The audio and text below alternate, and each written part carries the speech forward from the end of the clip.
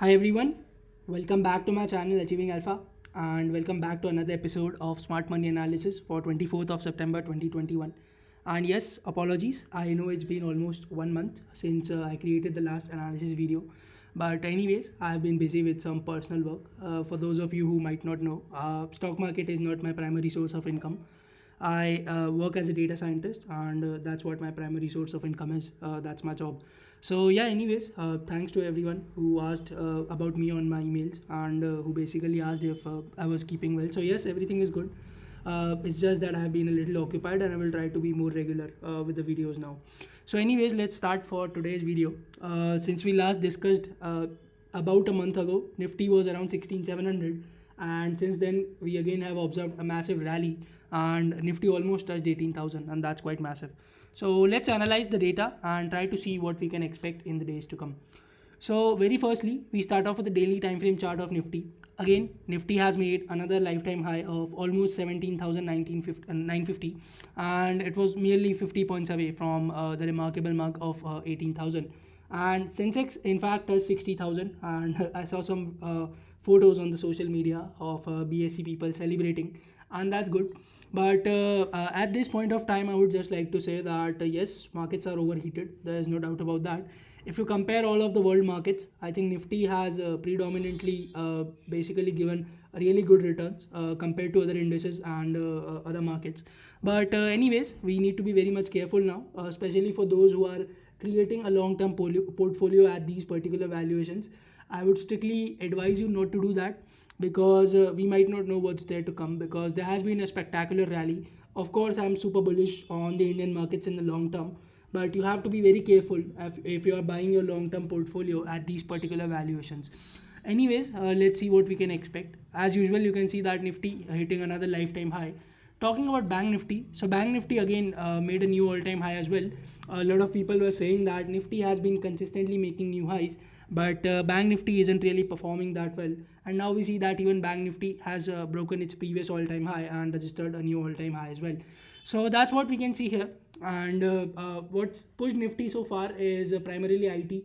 So if I show you Nifty IT, so this is the chart of Nifty IT. Again, you will see some spectacular rally, and Nifty IT almost test 38,000, and these are again massively bullish market.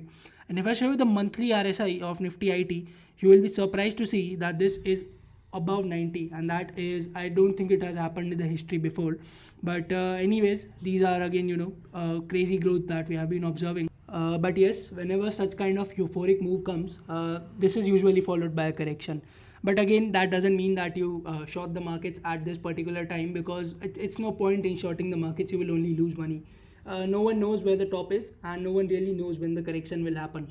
So yes, let's just not short the market, and you can go long, but again with a tight stop loss. And again, going long doesn't mean that you need to chase the market like someone who is just not ready to buy on dips, but is rather chasing the market and buying at high. And then when the market corrects, then you are basically cursing yourself for buying at high. But anyways, let's try to understand the data and what's happening to make a better decision, and let's see that what we can do for Monday. So firstly, I would like to start off with the cash market data. So you will see that again this month have been a massive purchase from both the FIIs and the DIIs, and in fact FIIs have pumped more than 7,000 crores in this particular month, only and only in the cash market, and that's been massive buying. As you can see, I see only a few days of selling in the September month, and rest have been really good buying, and the selling hasn't been that great. In fact, buying has been more. Only this one particular day, that is 22nd of September, there has been some decent selling from the FIIs. But again, a lot of things depend on what does the Fed do with regards to the tapering. But anyways, we need to see that what is the reaction of FIIs in the next month, because the markets clearly are too much overheated at the moment. So yes, before we jump on to the derivatives data and try to analyze what's happening there, let's first have a look at the global pictures and understand what's happening here. So US indices on Friday were pretty much flat, not much movement you can see. DAX was slightly up, but CAC and FTSE were again closing in red, and it's not a very healthy sign. And one of the important things, apart from the global indices, that I would like to highlight your attention to is the dollar index. So you can see that dollar index has been comfortably trading around 93 for the last week now, and this is usually not a very good sign for emerging markets. I know that liquidity has been basically denying all the fundamentals that the market should follow, but that's how it is. But again, this is not a very healthy sign. The dollar index has been rising. And one of the other concerns that I have is the US 10-year bond yield. So you will see that after very long time, the US 10-year bond yield has given up a breakout and it is currently at 1.45. But if at all it crosses 1.5 and goes towards 1.6 in the coming days, this is not at all a healthy sign for the US markets and therefore our markets as well. And primarily, this badly affects the tech sector, that is NASDAQ. So you should keep a close eye on this. And again, talking from an inflation perspective, you can see that the Brent oil again has been making new highs, and that's again not considered good for a country like India, where we import a lot of the crude oil. And yes, another thing is the Evergrande crisis in China. So I'm sure that you must have heard about that, and that is again something which is to be very cautious about, which you need to be very cautious about. So yes, these are some of the things. And once again, you must also keep a close eye on what the Fed says. So currently, again, the interest rates were kept as it is, very close to zero, at 0.25%, if I'm not wrong. But anyways, if the tapering starts soon, then that won't be really good, because when the tapering will start, you can certainly expect a rate hike in the interest rates, and that will obviously cause the FIIs to withdraw some of their investments and book some of the profits. So yes, these are some of the things which you should be really worrying about. But anyways, let's see the data. Yeah, before that, one more point, that there has been a lot of divergences in the RSI. If you have a look in Nifty, so yes, you can clearly observe a divergence. And what does a divergence exactly mean? So divergence basically tells us that the strength has been lacking in this particular up move.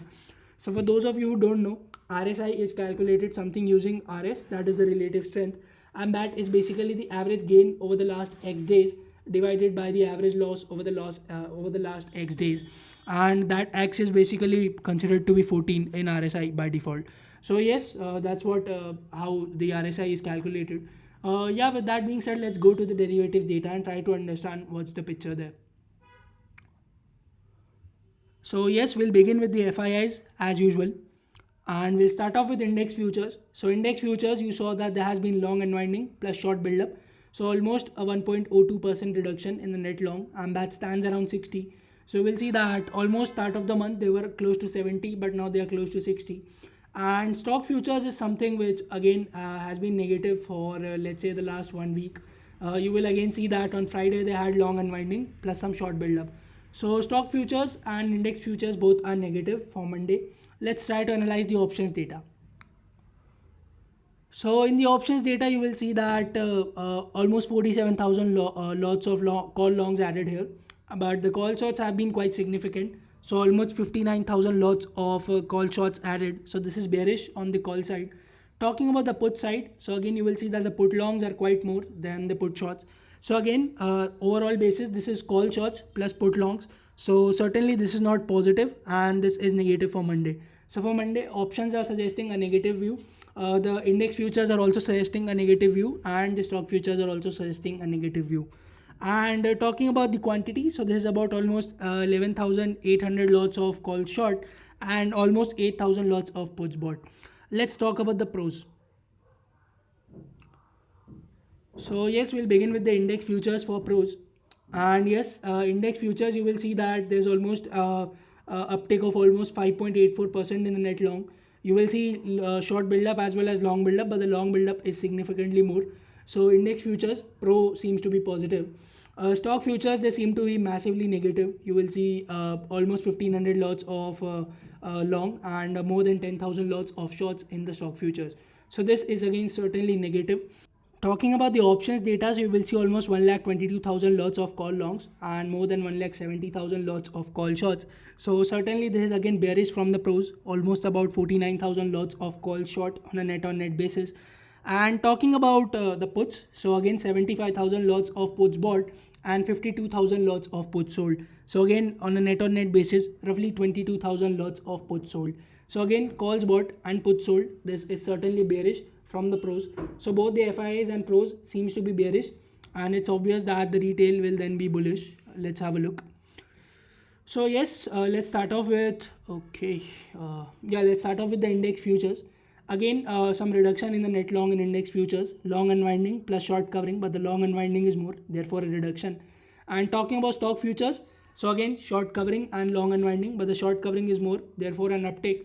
And you can see that retail is massively bullish on the stock futures. This is 80% net long, and this clearly tells you the euphoria that retail is going through. And clearly it tells you the extent of this particular rally that everyone is willing to go long. Let's talk about the options data. So yes, almost 5,26,000 lots of call longs and 4,66,000 lots of call shorts. So on a net on net basis, there's roughly about 60,000 lots of call longs. Talking about the puts, so you can see that there is almost 3,10,000 quantities of puts longs and almost 3,60,000 quantities of put shorts. So again, put shorts happen to be more. So the data from retail looks out to be bullish, and that's our analysis for today. So to sum it up, you can expect a sideways to mildly bearish day on Monday based on the data. And yes, be very careful. The markets are overheated. You should not take any decision in the heat of the moment that you might regret later. So be very conservative about how you basically allocate your money. For people who want to invest their money, just have some patience. The market will correct sooner or later. One of the largest parts of being a good investor is to have patience and wait for the right moment to invest. So yes, keep some patience. Your time will also come. Until then, enjoy this bullish rally and enjoy the returns on your previous made investments. And yes, with that, we come to the end of this particular video. Hope you enjoyed this particular video and gained something out of it. If you did, please consider pressing the like button. And if you're new here and coming here for the first time, subscribe to this channel for more such content. Thank you so much and see you in the next video. Take care and bye-bye.